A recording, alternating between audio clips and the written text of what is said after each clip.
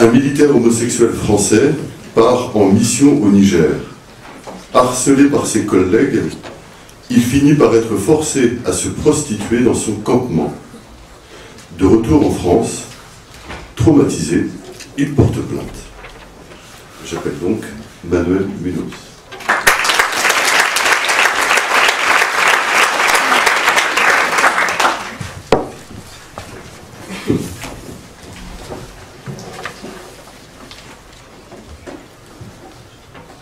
Don't ask, don't tell. Ne demandez pas, n'en parlez pas. Cette doctrine qui s'est appliquée au sein de l'armée américaine de 1993 à 2011 visait à ne pas interroger les recrues sur leur orientation sexuelle, tout en leur enjoignant en contrepartie de ne pas afficher cette orientation. En somme, de cacher une orientation sexuelle susceptible de déranger et de troubler l'ordre institutionnalisé, donc de taire leur homosexualité. L'objectif était de neutraliser cette différence par le silence. Diabolisée, considérée comme une pathologie, pénalement réprimée en France jusqu'à la loi du 4 août 1982, retirée de la liste des maladies mentales de l'Organisation mondiale de la santé en 1991, oui en 1991, tolérée, puis enfin acceptée, mais pas encore de manière universelle, en 2016, l'homosexualité reste une différence. Une différence plus ou moins facile à accepter en fonction des individus et des milieux sociaux, une différence qui peut être source de violence, comme l'a exprimé très récemment Édouard Louis dans son roman qui retrace l'évolution d'un adolescent en quête de sa sexualité, une différence qu'il faut assumer, une différence qu'il faut avoir le courage de déclamer, une différence qu'il faut défendre lorsqu'on se trouve au Niger, à plusieurs milliers de kilomètres de chez soi, de ses habitudes, de ses proches, au sein d'une communauté composée essentiellement d'hommes, qui est structurée par la nécessité de la force et la crainte quasi quotidienne de perdre un compagnon d'armes, une différence qu'il faut protéger. Et c'est à vous qu'incombe cette tâche, mesdames et messieurs, les membres du jury. Ne vous trompez pas, il ne s'agit pas du procès de l'armée française. Notre armée n'a jamais fait sienne cette doctrine du don't ask, don't tell, préférant être composée d'hommes et de femmes qui défendent les valeurs de la maîtrise et du sacrifice de soi, plutôt que de s'interroger sur leur orientation sexuelle et de porter un jugement moral sur celle-ci. Il s'agit du procès d'hommes qui ont réduit un autre homme à l'état de chose, car à un tel niveau d'exploitation, c'est bien de choses dont nous pouvons parler, même si l'objectif de ce procès est également de redonner toute son humanité à cette victime. Oui, ce procès est l'histoire d'un homme, ou plutôt une histoire entre hommes, car ces accusés ne sont pas des monstres. Il serait tellement plus simple de les considérer comme tels et de condamner des monstres. Dans la mesure où il est difficile pour nous d'admettre que ce sont des hommes qui ont adopté un tel comportement et infligé de tels sévices à leurs compagnons d'armes. Pourtant, ces hommes, ce sont nous. Un nous qui s'est égaré, qui a oublié d'appliquer les recommandations de Ricoeur selon lesquelles il faut considérer soi-même comme un autre, qui a brisé son si fragile vernis d'humanité, qui s'est transformé en bourreau. Il faut le dire, dans cette affaire, au Niger, le compagnonnage a été oublié. Il a laissé place à une relation de domination entre une victime et ses bourreaux. Une victime qui, malgré sa force de caractère, s'est retrouvée piégée dans un labyrinthe dont elle ne pouvait plus sortir, puisque ses bourreaux avaient pris soin, peu à peu, de dissimuler le fil d'Ariane. La première étape de cette dissimulation débute toujours par des taquineries, ces moqueries quotidiennes qu'on entend dans les cours de récréation, aux terrasses d'un café ou dans les vestiaires après une séance de sport. Le ton de l'humour est utilisé, favorisé même. Il ne faudrait pas qu'on puisse croire qu'il y a une nuance d'homophobie dans ces propos. On le fait tous.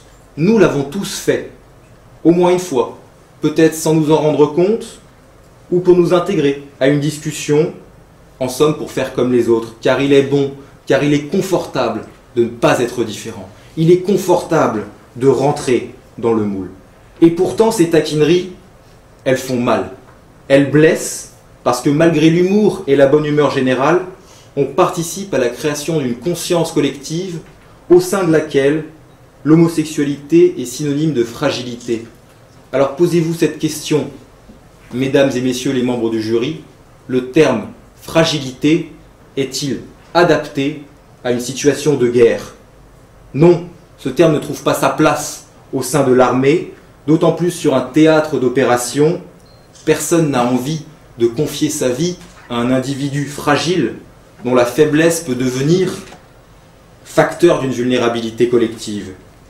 Puis ces moqueries se transforment en insultes, plus ou moins fréquentes, insultes qui, en raison de leur récurrence, sont susceptibles de stigmatiser un individu, de l'atteindre dans son fort intérieur, de faire de sa différence une fragilité alors qu'elle ne devrait pas en être une, d'engendrer un cas de harcèlement à la fois moral et sexuel. Il est plus difficile, il est vrai, de nous identifier, de vous identifier à ceux qui insultent un autre homme en raison de son orientation sexuelle. Pourtant, ces insultes existent et constituent la deuxième étape de cette dissimulation qui vise à perdre petit à petit notre victime dans le dédale de l'asservissement. Enfin arrive le moment du combat final. Notre victime se retrouve confrontée à son minotaure, ces hommes, ces accusés qui sont passés de la parole au geste, qui ont pris soin au préalable de la réduire à néant, afin qu'elle ne trouve pas en elle la force d'un Thésée pour les achever. À ce stade, nous ne parvenons plus à nous identifier à ces hommes. Pourtant, pour juger, vous allez devoir comprendre, ou du moins tenter de comprendre, comment ces hommes ont basculé d'une violence verbale à une violence physique, une violence sexuelle qui a réduit un autre homme à l'état de chose. Ils lui ont retiré ce qu'il avait de plus précieux, le fait qu'il soit un homme unique avec ses qualités et ses faiblesses. Ils ont exploité de manière organisée et répétée ses faiblesses au point de lui ôter toute dignité. Ils ont exercé des pressions afin qu'il se prostitue, des pressions pour qu'il continue à le faire, et ils se sont organisés pour pérenniser cette exploitation sexuelle du corps d'autrui. Je ne reviendrai pas sur les détails de cette exploitation. À mon sens, les chefs d'accusation retenus contre les accusés ne manquent pas d'éloquence. Proxénétisme aggravé en bande organisée, viol commis à raison de l'orientation sexuelle de la victime. Mesdames et messieurs les membres du jury, la fragilité n'est pas la vulnérabilité. À l'instar du verre, matériel en soi fragile, qu'il est aisé de briser, la fragilité d'un homme est intérieure. La vulnérabilité, quant à elle, est extérieure. Elle n'existe que parce qu'elle est créée par d'autres hommes. C'est le fait d'être exposé à ce qui ne dépend pas de soi, ce qui est hors de notre contrôle et de notre maîtrise. La vulnérabilité est nécessairement subie. Les accusés ont identifié une différence, ils l'ont ciblée, ils ont plongé cet homme dans un état de fragilité et ils ont enfin créé une vulnérabilité qu'ils n'ont eu de cesse d'exploiter. Ils sont entrés dans une logique de domination et de primauté de leurs besoins génitals. Ils ont laissé passer leurs désirs, leurs exigences grégaires avant l'humanité de leurs compagnons d'armes. Je l'ai déjà dit, ils ont réduit cet homme à l'état de chose, une chose qui n'existait plus en tant que telle, une chose dont la passivité qui lui était imposée lui tenait lieu d'identité. Certes, me direz-vous, ces hommes ont assisté et vécu des choses terribles. Ils ont été confrontés à l'horreur du combat, à ce qu'il y a de moins digne dans l'homme. Et l'horreur infligée à leurs compagnons d'armes est sans doute en miroir avec l'horreur à laquelle ils ont assisté. Cependant, la barbarie de l'un ne saurait légitimer sa répétition. Il y a des principes auxquels nous ne pouvons pas renoncer, des principes qu'il faut proclamer, des principes qu'il faut préserver, quelles que soient les circonstances. C'est le droit à la vie, c'est le droit à la dignité, c'est le droit d'avoir une vie digne tout en étant différent. Alors oui, mesdames et messieurs les membres du jury, le ministère public vous demande d'entrer en voie de condamnation avec la conviction que vous le ferez. Vous entrerez en voie de condamnation car l'autorité judiciaire doit être garante de ces différences. Vous entrerez en voie de condamnation car vous n'acceptez pas qu'on laisse sombrer un homme dans les abîmes sans fin de l'humiliation. Enfin, vous entrerez en voie de condamnation car vous n'acceptez pas que la différence soit une source de vulnérabilité.